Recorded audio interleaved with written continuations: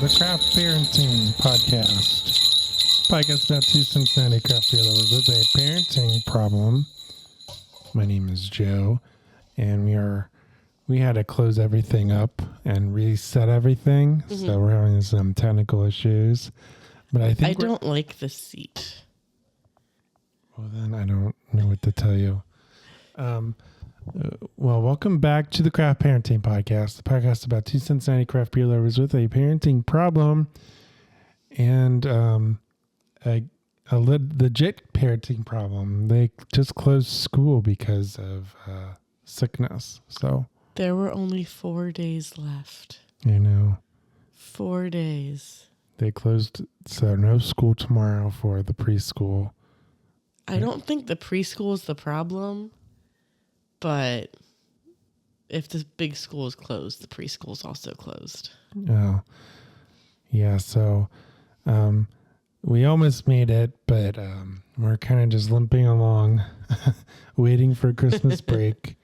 And we are here because we are recapping the Beervent calendar, Higher Gravity Beervent calendar. If you want to know what that is, go back and into the feed or into our channel, and you can find a bunch of episodes where we discuss that, because we are here every day this December. Mm-hmm. We are here for you, dear listener. And it's very hard work. And dear viewer, I know. So on the 16th day of Beervent, Higher Gravity gave to us... What? Original Cream Ale. Wexford Irish style original cream ale. I'm not exactly sure how I'm supposed to read this because it's all in a circle. So I think it's a Wexford Irish style original cream ale. The beer is called Wexford. Okay. And it's an Irish cream ale on nitro. Okay, yes. And it is nitro drought. It says drought. I think that's supposed to be draft. DRAUGHT. Served chilled. Yes, that is what Guinness says. That's how they spell it. And this can feels very pressurized. Yes. So this can contains a pressurized widget that ensures the ale is served just as we like it. For best results, chill at least 2 to 3 hours, but do not freeze. Pour carefully down the side of a glass, observe the creamy head, and enjoy the smooth, mellow taste of Wexford. It says, based on the traditional Irish recipe from County Wexford that dates back to 1810, we use only the best ingredients to ensure that our Wexford ale has a smooth, mellow creaminess we believe you will enjoy. I wonder if this Beervent has, like, things in threes. I don't know. Because, like, we had that eggnog beer. That was kind of like a creamy beer. I don't know if there's a widget in there. There is definitely a widget in there. Julia said there is. I might have to wait for the bubbles to go away. There's something white in the bottom of the can, but it doesn't move. Like, kind of, you can definitely smell the cream. Like, it's very yeah. And so one of the reasons why I read that part of the can was because I know, like, Guinness says to, like, pour it violently, and this one did not say to pour it violently. It said to pour it carefully. I don't know. But I've got a nice Guinnessy head on mine. You've got, like, half a nice Guinnessy head on yours. It's very clear. It's definitely amber colored. I can see Joe through it. It's a bubbly, kind of golden colored, but a little, amberly, like you said. It fits on Das Boot. But it is interesting. Man, this is good. It is. This is super smooth. It's not, like, crisp, but it's kind of like a crispy boy. No, that's It's so smooth. That's the nitro. Yeah. I don't think I've had a lighter beer like this on Nitro before. I don't think I have either. I think it's always been like a dark. Typically, it's a stout or a porter or something like roasty and dark. That's typically, it's not all the time what they do, but that is typically what happens. Mm-hmm.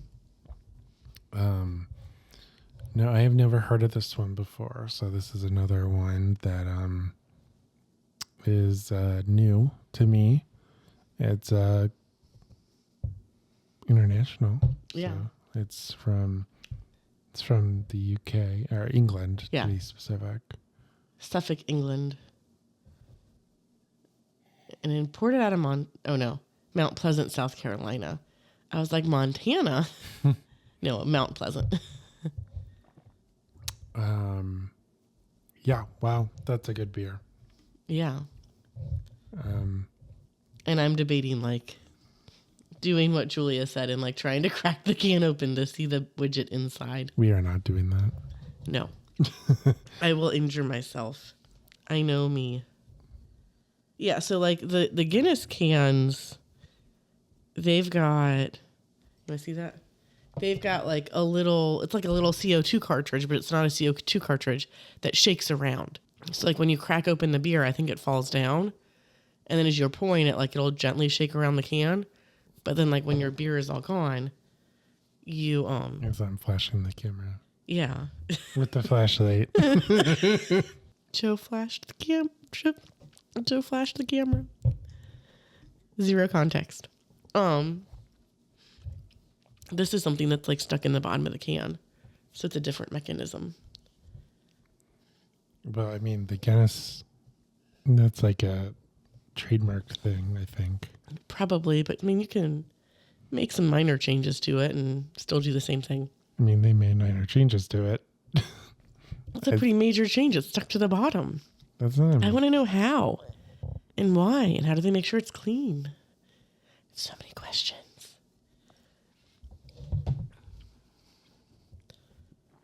Yeah, this is really good. It's not something that I would ever get, typically without the higher gravity Beervent calendar. Yeah. So it's man, this is exciting.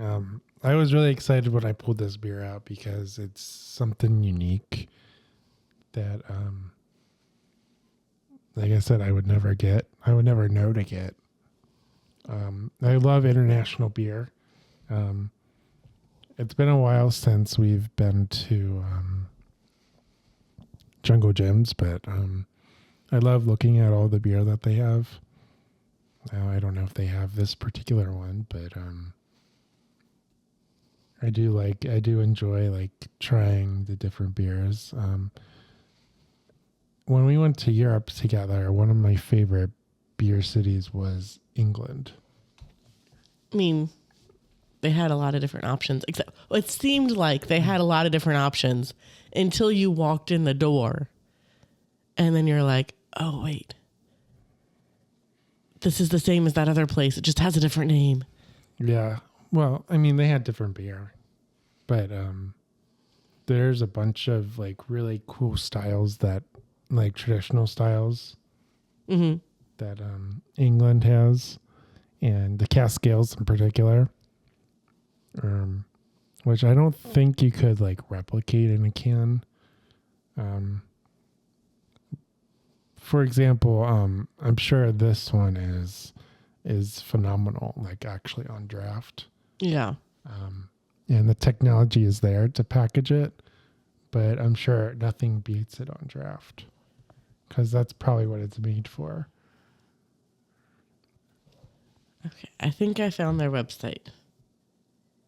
It's very confusing. Unfortunately, a lot of these breweries are getting bought up. So this one is, it says like since 1810, but the company has changed hands and stuff like that. Mm-hmm. So it's kind of hard to find any information about them. They do brewery tours, which gives you the chance to enter their 1930s Tower Brewery. And once you climb to the top, you can see the amazing view of Bury St. Edmunds from our roof. You'll hear all about the brewing process and the history of Greene King. Then you'll come back to the cafe to taste some beers. Sorry, some of our lovely beers. And yes, they've been around for a long while, which I think they said that on the can too somewhere. But the brewery itself, since like the 1930s ish. Don't go for a tour if you are strictly gluten free, because there's gluten in the air. Beer. There's gluten in the air, is that what they say? Yeah. Does that hurt you if you're gluten free? It could. No, they don't have a lot of information about like them. Oh wait, here's their little about our beers section. Whether you're into your IPAs, strong beers, amber ales, or like your craft beers, you'll find a great selection in our range of bestsellers. With distinctive notes of toffee, citrus, raisins, fruity hops, and a satisfying bitterness to match, these are the beers our customers love most. And if you can't decide, why not try one of our brilliant mixed cases and discover a new favorite? They also have matching glassware, because everybody knows you need matching glassware for your beers. You mean sippy cups? Do they offer? Do they offer sippy cups? They do not offer light bulb straw cups. That is disappointing. They do have a Hazy Day Hazy IPA. They also have a Greene King IPA. They've got Old Speckled Hen. I've heard of Old Speckled Hen. They're the guys that do that. Yeah, like I said, a bunch of these traditional English breweries have been consolidating. I guess not too dissimilar to like what Cincy Beverages did. Yeah. And they're buying up all these old brands. Right? Cincinnati Beverages, is that who? I believe so. Cinbev. Yeah. Yeah. They own Moreline, Little Kings, Huda Pole, Hootie Delight, and now Taft's. I think the same thing is going on in Europe. These you're getting like investment firms buying up old brands. Yeah. People want to retire. They don't want to stay in it anymore. I will keep your brand alive. So they brew if I can talk today, they brew a wide range of beers from traditional ales to modern style beers from our breweries in Bury St. Edmunds, Suffolk, and Dunbar, Scotland. So they also do stuff in Scotland. Well, is there anything else you wanted to say about this beer? This is a really good beer. I want to try to like remember this one to maybe buy some more of it later. This is just really yummy. Yeah. It's a good one for sure. And I'm excited for it, but I already drank mine, so that's all I get, I guess. Yeah, I was busy trying to find information on their website. If you enjoyed this episode, make sure you slam that like button, smash subscribe, ring that notification bell. And if you're listening on audio, make sure you give that 5-star rating and review. 5 stars. It helps the show grow. If you want to follow us, you can follow us on all the social media platforms: Facebook, Instagram, YouTube, of course, and Rumble and X. Said that out of order, but Santa's shaking around saying yeah. Yeah. So follow us on there. Keep up with the show.